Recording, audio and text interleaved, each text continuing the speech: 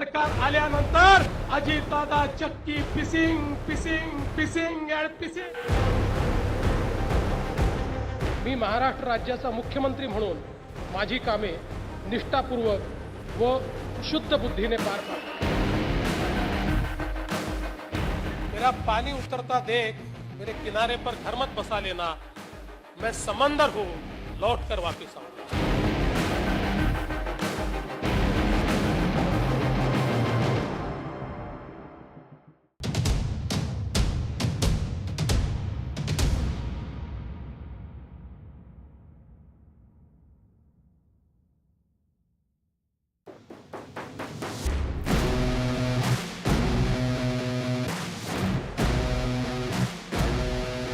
पांच साल पहले जब अजित पवार के साथ मिलकर सरकार बनाने का दांव उल्टा पड़ गया, तब देवेंद्र फडणवीस ने कहा था कि वो समंदर है, लौट कर आएंगे.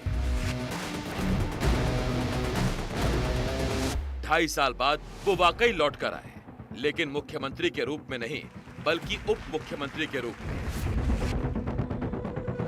बीजेपी ने शिवसेना के बागी नेता एकनाथ शिंदे को मुख्यमंत्री बनाने का फैसला किया.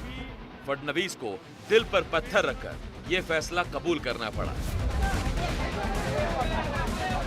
भारतीय जनता पार्टी की केंद्रीय टीम ने इस बात को तय किया है कि देवेंद्र जी को सरकार में आना चाहिए और सरकार में पदभार संभालना चाहिए, और इसलिए देवेंद्र जी से व्यक्तिगत रूप में भी आग्रह किया है और केंद्र ने इस बात को निर्देशित किया है कि देवेंद्र जी उप मुख्यमंत्री के रूप में, डिप्टी चीफ मिनिस्टर के रूप में कार्यभार संभालें और महाराष्ट्र की जनता और महाराष्ट्र की लोगों की जो आकांक्षाएं हैं उसको पूरा करने के लिए पूरी ताकत लगाएं और जन जन की आकांक्षाओं को एक विकसित प्रदेश के रूप में महाराष्ट्र को खड़ा करने में अपना योगदान करें. लेकिन डिमोशन के बाद भी फडणवीस ने एक पार्टी मैन की तरह ही बर्ताव किया. नतीजा ये रहा कि महाराष्ट्र में आज की तारीख में वो बीजेपी के सबसे ताकतवर और भरोसेमंद नेता माने जाते हैं.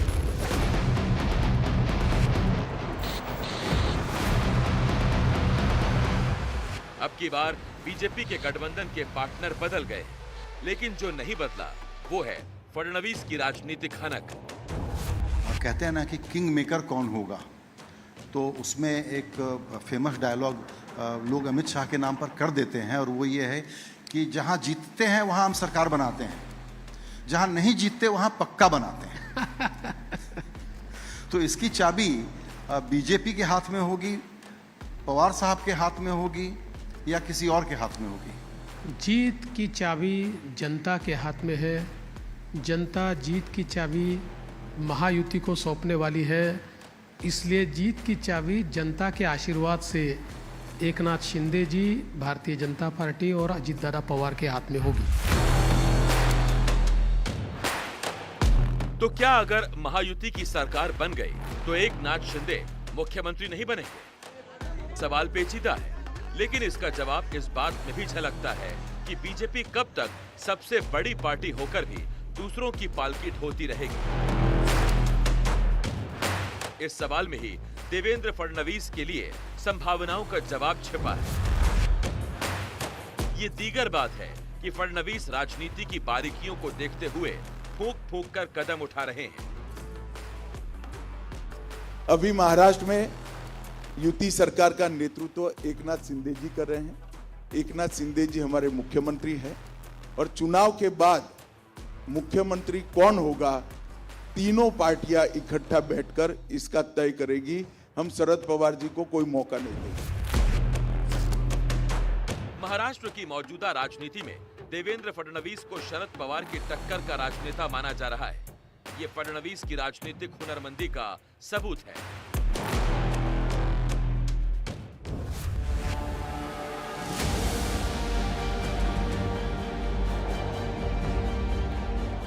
पेशवा राज में ताकतवर रहे फडणवीसों के ब्राह्मण परिवार में 22 जुलाई 1970 को देवेंद्र फडणवीस का जन्म हुआ था. इनके पिता गंगाधर फडणवीस आरएसएस और बीजेपी से जुड़े हुए थे. बचपन से बीजेपी की ओर राजनीतिक रुझान और राष्ट्रीय स्वयंसेवक संघ के विचार फडणवीस में रच बस गए। उनके पिताजी गंगाधरराव फडणवीस ये विधान परिषद के सदस्य थे, तो उनसे दोस्ताना था, तो उनके घर आना जाना चलता था। उस वक्त देवेंद्र से भी हाँ हेलो होती थी, पर बाद में उनके पिताजी को जो प्रॉब्लम हुआ तब हेल्थ का, तबीयत का, उसमें देवेंद्र ने जो सेवा की उनकी, हम कई बार जाते थे, वो पिताजी के बाजू में खड़े रहते दिखते थे। तो बाप के पिताजी के प्रति ये जो समर्पण है, ये अभी उनको पार्टी के प्रति भी दिख रहा है। पिताजी, देश, पार्टी और जनता, इनके प्रति जो सभी समर्पण भाव अभी देवेंद्र में है, आज दिख रहा है महाराष्ट्र को, वो वहाँ की देन है।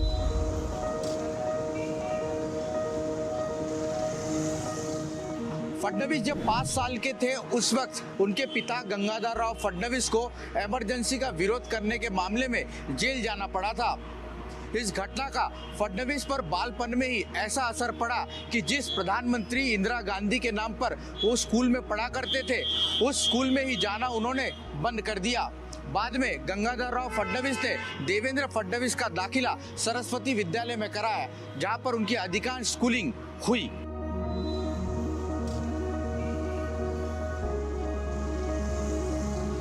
फडणवीस ने धरमपेट जूनियर कॉलेज से पढ़ाई की। इसके बाद वकालत की पढ़ाई उन्होंने नागपुर विश्वविद्यालय के गवर्नमेंट लॉ कॉलेज से की। इसके बाद उन्होंने बिजनेस मैनेजमेंट में पोस्ट ग्रेजुएशन किया। जर्मनी की राजधानी बर्लिन के DSE German foundation for international development से प्रोजेक्ट मैनेजमेंट के तरीकों और तकनीकों में डिप्लोमा कोर्स किया। बचपन के दोस्त बताते हैं कि कैसे बचपन में ही संकेत मिल गए थे कि फडणवीस राजनीति में बड़ा मुकाम हासिल करने वाले हैं। उनको नगर सेवक से हमने महापौर बनते हुए देखा, महापौर से मेयर इन काउंसिल देखा, उसके बाद में आमदार बने। वो जो उनका वो जो प्रवास था, उसी वक्त में ख्याल में आ गया कि ये आदमी आगे चल के बहुत बड़ा काम खड़ा करेगा। इसको एक विकास की दूरदृष्टि है और ये महाराष्ट्र के लिए एक बहुत बड़ा करके नेता बनेगा। यहाँ तक हमारी सोच थी, लेकिन अभी हम उससे आगे भी जा सकते हैं कि ये देश के लिए भी एक अच्छा नेता बन सकता है। राजनीतिक परिवेश का असर देवेंद्र फडणवीस के बाल मन पर पहले ही पड़ चुका था। ऐसे में वो कॉलेज आते आते तक राजनीति में पूरी तरीके से सक्रिय हो गए थे। एक तरफ कानून की पढ़ाई और उस पर फोकस, तो दूसरी तरफ वे अपने राजनीतिक हुनर को भी चमकाने में लगे हुए थे।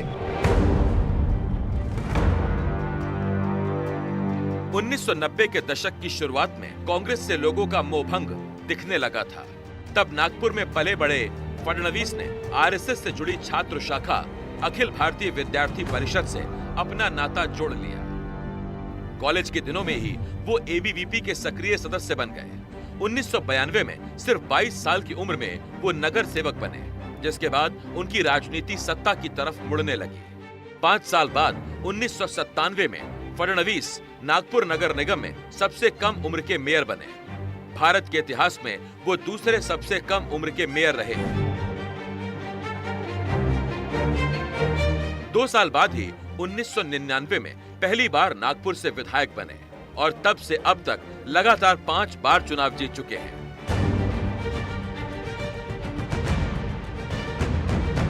ये सही है कि मेरा छठवां चुनाव है, लेकिन जैसे पिछले 5 चुनावों में मेरे साथ जनता का भी आशीर्वाद था, माताजी का भी आशीर्वाद था, ऐसे ही इस समय भी वो आशीर्वाद रहेगा और बहुत अच्छे वोटों से चुन कर आऊंगा।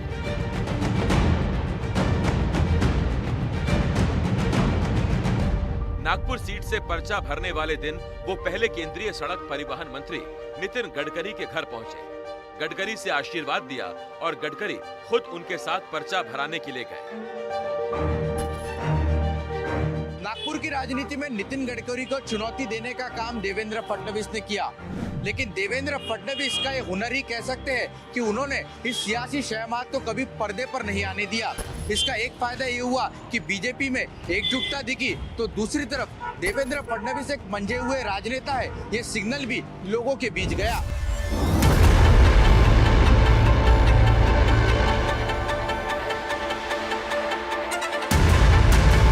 फडणवीस की राजनीति सिर्फ चुनाव जीतने, विधायक बनने की राजनीति नहीं है। 11 अप्रैल 2013 को उनकी राजनीति में सबसे पहला और बड़ा मोड़ तब आया जब उन्हें महाराष्ट्र बीजेपी का अध्यक्ष बनाया गया। ये वो वक्त था जब नागपुर से ही आने वाले नितिन गडकरी कुछ समय पहले बीजेपी के राष्ट्रीय अध्यक्ष पद से हटे थे। ये फडणवीस के उभार का वक्त था। यही वक्त राष्ट्रीय राजनीति में नरेंद्र मोदी के भी उभार का था।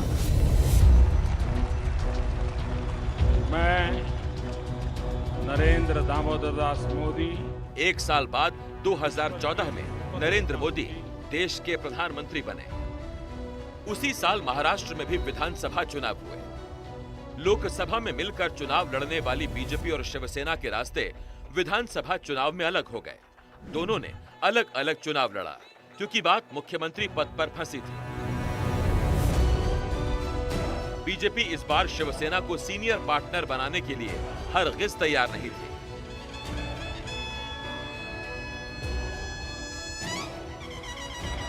अलग अलग चुनाव लड़ने वाली शिवसेना और बीजेपी की दोस्ती चुनावी नतीजों ने कराई। चुनाव के बाद बीजेपी नंबर 1 पार्टी बनकर उभरी और उद्धव ठाकरे को हार के बाद सरकार में शामिल होना पड़ा। उस वक्त देवेंद्र फडणवीस के समर्थकों ने मुख्यमंत्री पद को लेकर एक नारा उछाला कि केंद्र में नरेंद्र और राज्य में देवेंद्र।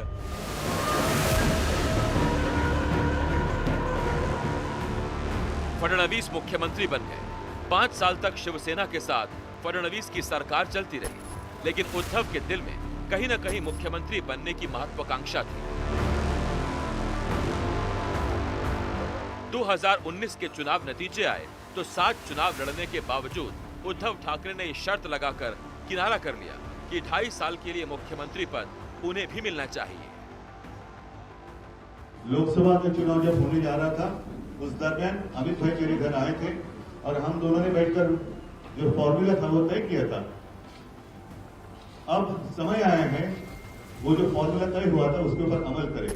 तो मैं चाहता हूं कि जैसे मेरे साथ अभी मैंने कहा कि बुजुर्ग नेता सब मेरे साथ बैठे शिवसेना के, वैसे भारतीय जनता पक्ष के नेता भी बैठेंगे और जरूरत पड़े तो अमित भाई भी यहाँ आ जाएंगे और उस वक्त जो तय हुआ था उसकी यहाँ सबको दिलाएंगे। तब फडणवीस जिस अजित पवार पर जेल में चक्की पीसिंग एंड पीसिंग वाली चुटकी ले रहे थे, उसी अजित पवार के साथ 23 नवंबर 2019 की अलसुबह फडणवीस ने सरकार बना ली थी। घोटाळ्यामध्ये अजितदादांची अवस्था आम्ही काय करणार? आमचे नाथाभाऊ खडसेंच्या भाषेत सांगायचं झालं तर आमचं सरकार आल्यानंतर अजितदादा चक्की pissing pissing pissing and pissing. लेकिन तब फडणवीस सरकार 3 दिनों से ज्यादा नहीं चली। शरद पवार ने एनसीपी के बागी विधायकों को धमकाकर पार्टी में वापस बुला लिया। विधानसभा में संख्या बल न होने के कारण सरकार गिर गई। लेकिन देवेंद्र फडणवीस ने तभी ये ठान लिया था कि वो वापसी करेंगे। देवेंद्र फडणवीस की सत्ता तो छिन गई और महाराष्ट्र के नए मुख्यमंत्री बने उद्धव ठाकरे, लेकिन नेता विपक्ष के तौर पर देवेंद्र फडणवीस ने ठाकरे सरकार को नाको चने चबा दिए। ये देवेंद्र फडणवीस ही थे जिन्होंने सबसे पहले विधानसभा में इस बात का पर्दाफाश किया कि उद्योगपति मुकेश अंबानी के घर एंटीलिया के बाहर विस्फोटक से भरी कार खड़ी करने वाला पुलिस अधिकारी सचिन वजे उद्धव ठाकरे का खासम खास था। उन्होंने ही ये बात करके सबको चौंकाया था कि जिस मनसुख नाम के शख्स की स्कॉर्पियो कार एंटीलिया के बाहर खड़ी मिली थी वो सचिन वजे का दोस्त था। इसी दौरान तत्कालीन पुलिस कमिश्नर परमवीर सिंह ने यह आरोप भी लगा दिया कि उस वक्त के गृह मंत्री अनिल देशमुख सचिन वजे से 100 करोड़ की वसूली होटल और बार मालिकों से करवाते थे। विपक्ष के नेता के रूप में देवेंद्र फडणवीस ने इन आरोपों को लेकर सरकार की खूब घेराबंदी की। महाराष्ट्र के सबसे ज्यादा घोटालों को जनता के सामने खुले में लाने का अगर सफल प्रयास किसी ने किया है तो देवेंद्र फडणवीस ने किया है। एक सच्चे जनप्रतिनिधि ने कहा है, जितनी बधाई मैं देवेंद्र जी को देता हूं उससे ज्यादा देवेंद्र को जनप्रतिनिधि बनाने वाले नागपुर की जनता को देता हूं। जय श्री राम, जय श्री राम। महायुतीचा, महायुतीचा। जून 2022 में हुई बगावत के बाद उद्धव ठाकरे की सरकार गिर गई। माना जाता रहा है कि ये मुमकिन देवेंद्र फडणवीस के समर्थन की वजह से ही हो पाया और शिवसेना दो फाड़ हो गई, जिसके बाद एकनाथ शिंदे वाले धड़े के साथ मिलकर बीजेपी ने महाराष्ट्र में फिर सरकार बना ली।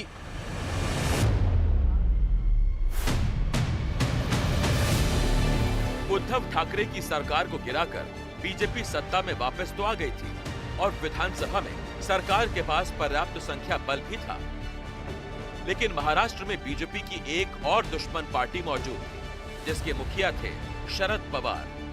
फडणवीस ने पार्टी आलाकमान के साथ रणनीति बनाई और एनसीपी में भी बगावत करवा दी। अजित पवार की अगुवाई में जो धड़ा शरद पवार से टूटा, उसे सरकार में शामिल कर लिया गया। एक बार फडणवीस खुद ये बात कह चुके हैं कि उन्होंने महाराष्ट्र में दो पार्टियों को तोड़ा।